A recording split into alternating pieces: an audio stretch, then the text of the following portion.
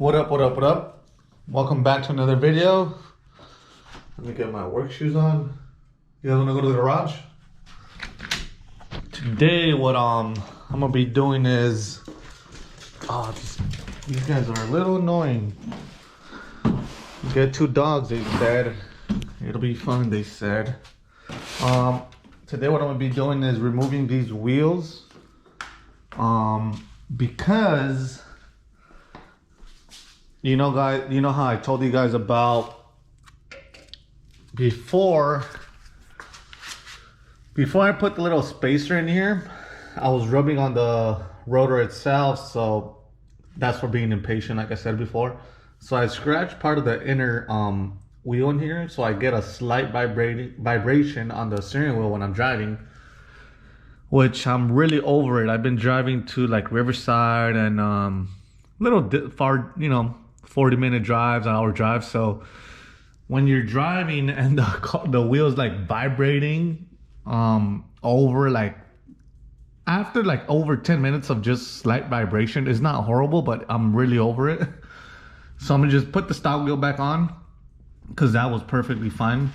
And I'm gonna remove the wheel and I'm gonna show you guys why it's, vibrating a little bit because of that. It's off balance, and I don't think I could rebalance the wheel again, but I don't think that's gonna help it because it's missing a chunk of the inner piece. So I'm gonna remove that, and I'm actually gonna go lower on the car. I wanted to go half an inch just so it could sit on this, but if I put the stock wheel, it's gonna sit inside, like a little sunk in. So I'm gonna just probably go an inch lower. So let's go ahead and start by removing this wheel. Charged. Yes, sir. Need that. And we need some sockets. This one's broken, obviously. We need that. And I need the little spanner wrench to adjust the suspension. I think it's one of these. I'm not sure if it's just for the BC one. There's different ones, but it should work. That's all we need. We got the extendo. Nah, this is just a wheel lock. So, oh no, too tight. I'm gonna have to lower it again and grab the breaker bar, I guess. Fail. That was a little tighter than I thought. Let's take this wheel off. Well, that's that. Now to lower this thing. So I'm so used to the coils that have the little cup on the bottom, so you just twist it up or twist it down to lower. But this one only literally has let me see, it's only that. You can't adjust it from the top or bottom, so I mean just like the bottom.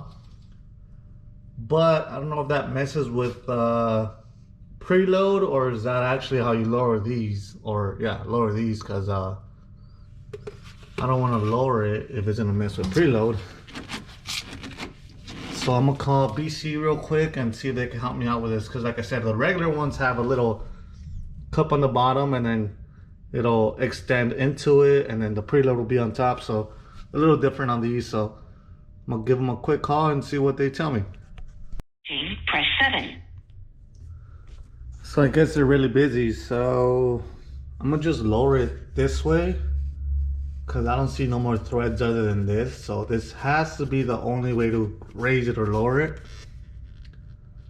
Worst comes to worst, if it runs like crap, then I'll just go ahead and raise it again and tighten the preload. But it's very easy, so I mean I don't lose anything. I'll probably be longer on the phone on wait than actually removing this, and it took me like 2 minutes. So to go these little rings down, collars down, it's gonna be like 30 seconds. So I'm gonna go ahead and do that real quick, and let's see how low it goes, or let's see if it messes with preload. Oh, I found the actual spanner wrenches for this. They were new in those. I don't know where I had left them, but I found them new. So very easy. You loosen up the bottom collar. Oh, it's a little hard while holding the camera, but loosen up the bottom collar right here, and then you spin the other one down with it so it'll drop. You can see that. Good thing there. Let's see if I can show you guys. You guys see it spinning? Very, very easy since you're new. If you're in the East Coast, I feel bad for you because they probably rust out very, very fast. So drop one down and then the other one goes lowers it with it. You start spinning this one next, and then it'll, you know, lower the car eventually. I mean, that's how it is. It's pretty easy. So that's done. I'm gonna lock them in place.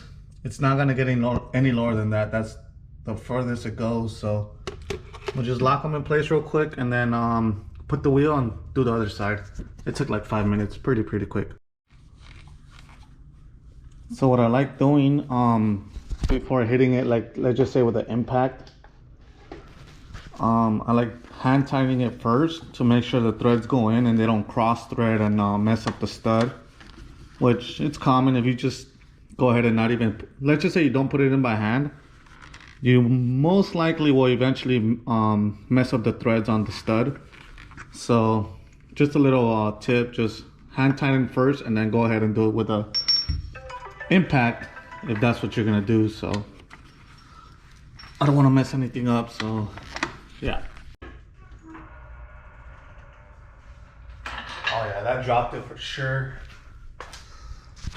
Now the wheel's kind of I mean, it's kind of sunken in. I'm gonna take it out in the day, out in the light and show you guys, but for sure it went lower. Let me show you guys why I was getting that little vibration. You guys see that? All that. So like I said, I was hitting the rotor on the wheel, and yep, this is what caused my this is what is causing my vibration on the wheel. So a little annoying. I'm probably just gonna order another rim. They're pretty cheap either way, and throw it on. But for now, I'm gonna just go back to stocks and go lower. Feels like I was a monster truck with that height. But let's go ahead and get this corner done. And yeah.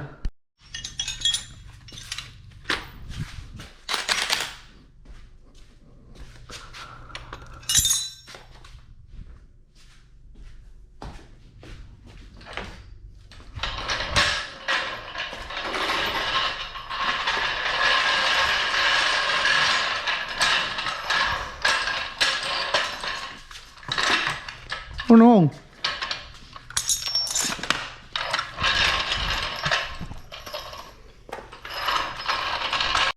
Now that I'm in here, I'm thinking if I should just take off this cover and take off the headlight, what is this? Headlight cover, I guess. But this is plastic. This one's a little ugly. I don't feel like spending $500 on new covers, so I'm wondering if I could just polish these or buff them or something and bring them back to life. These are okay, but these